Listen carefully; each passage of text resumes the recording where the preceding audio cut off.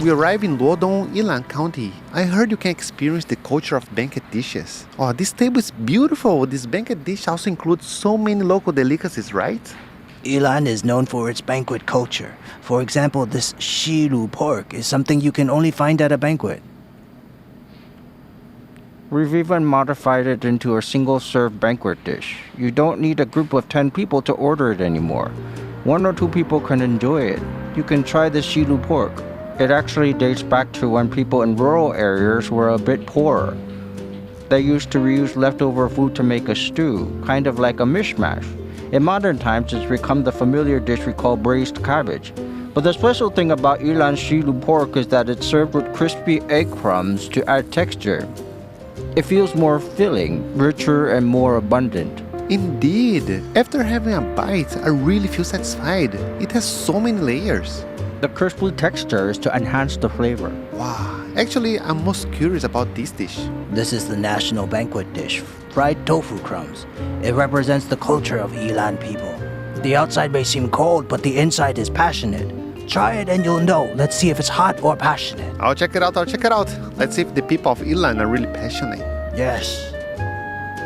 Oh. Are you passionate about it? Passionate. Very passionate. It's so hot, right? Very hot. From the outside, it doesn't seem that hot, but inside, it's extremely hot. Hot. The outer layer is crispy, it's crunchy, and the filling inside really bursts out. But I honestly can't tell what exactly is this. It's made by simmering pure chicken broth with shrimp. Whoa, how special. Because I've been in Taiwan for so long, this is my first time tasting this. This is an Yilan dish. Oh, really? Not many restaurants do this now. That's why I insist that our traditional Yilan cuisine and culture must continue to be passed down and promoted. The chef's dedication to pass down the tradition allow authentic Yilan banquet dishes to be presented in a small yet exquisite way, making it easier for people to enjoy it. And not only classic dishes like shiru pork and fried tofu, every cold dish goes through a complex process, carefully prepared with local Yilan ingredients, bringing out the true flavors of Yilan. The table full of Yilan flavors really makes your mouth water. You can't help but be amazed. Personally, I love eggs. Scrambled eggs, is that an egg? That's not. It's also a special Yilan dish. It's called puro. It's also called finger meat because it looks like a finger. All right. Customers always ask for the finger meat. We wonder, what is finger meat? Then we realize they mean puro. Oh, it really looks like a finger. Yes, like a finger, exactly. This is pretty special too. The more you eat, the more enjoyable it gets. Oh, it definitely needs some chewiness. The aftertaste comes out then. Yeah, it definitely needs some chewiness. You mix it together and the flavor will come out. Like, so delicious. You have so many traditional dishes here, right? Like, every small dish takes a lot of time and effort to prepare. Basically, it's very labor intensive. That's why so many young people don't want to learn these banquet style dishes. But I believe that learning these dishes is meant to let both locals and visitors taste the memories of their childhood. You can let them know that by eating it, it feels like we've gone back to the old times.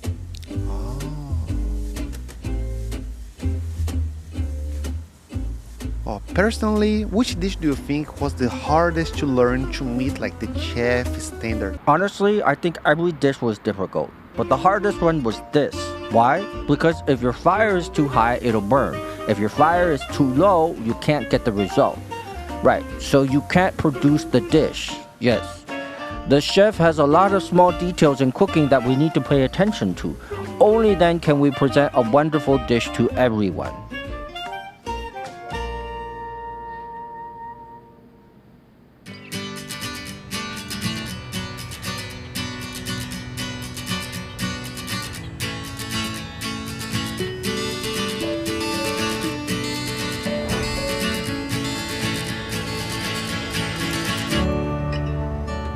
Wow, that's really high. Hello, sir.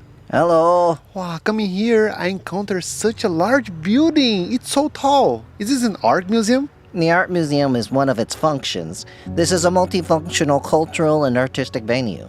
How exactly high it is? The height here is 19 meters, which is about the height of 7 stories. That tall? Yes. Oh, I think the design is really special because when I first came in, I couldn't help but keep looking up. Because Yilan is a rainy place, we built this canopy. It's 90 meters long by 90 meters wide. We wanted it to be at a certain height and it can accommodate many people to participate in our cultural activities. It can hold over 4,500 people. So many. Yes. Has this design won an international award? Yes, it won the top prize in Taiwan at the Architecture Awards and also won the Far East Architecture Award internationally. It's amazing.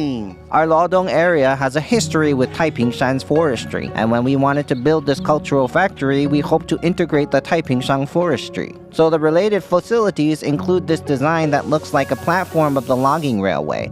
Underneath, it's not just for drainage, but it also symbolizes old railway tracks. All of it is integrated together. The design concept is based on the imagery of a lumberyard.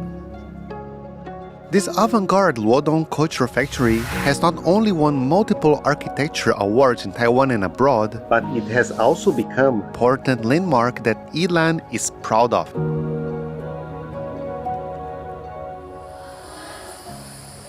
Here, we regularly host various cultural performances showcasing the cultural vibrancy of diverse ethnic groups.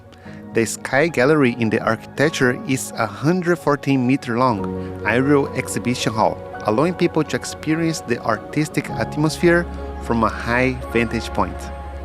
It's so beautiful. It looks like you have all kinds of artwork displayed on these walls, right? Yes, these are parts of an event organized annually by the Yilan County Government's Cultural Affairs Bureau.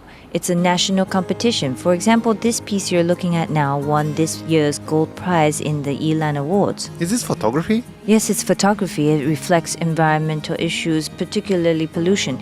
Each one of these represents a creature from the water. Oh, it seems to depict oil, right? Like dirty substances. Yes, but actually it's composed of many smaller pieces. It's made of wood. It seems like the person's about to go surfing, but their outfit seems a bit paired with suit and dress shoes. It's a crossing of time. This represents a journey through time. A figure is a person and this part is stone while the rest is wooden planks assembled into a three-dimensional artwork. Among these various artworks, you can savor the beauty of Yilan's imagery.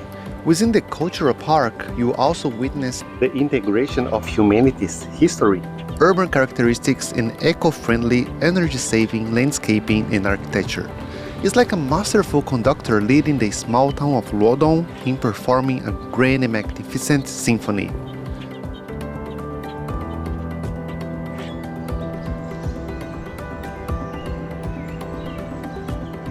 Through this trip, I come to understand Luodong's unique features even more. Although it is the smallest township of Taiwan's main island, the activities you can experience here are incredibly abundant. Here you'll find Yilan's most authentic and traditional local delicacies.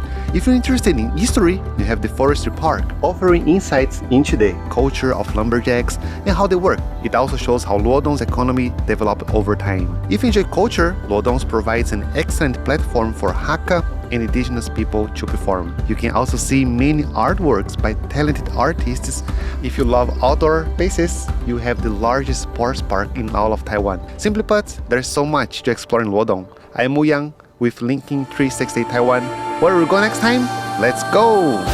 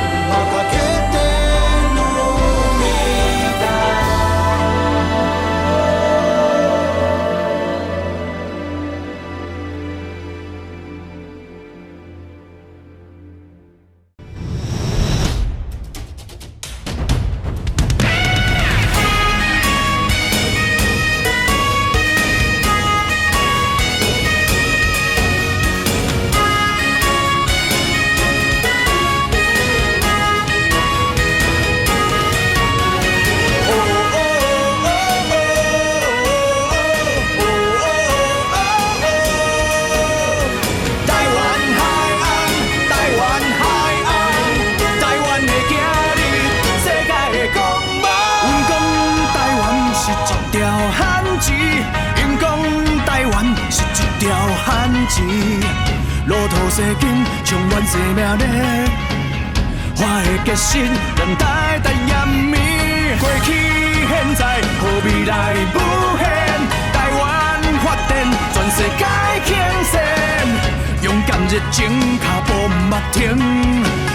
伫汪洋中，要游向未来。华丽转身，华丽转身，咱做伙华丽转身。伫汉之野，心手相连下，拼出一片台湾。坚强勇气，坚强勇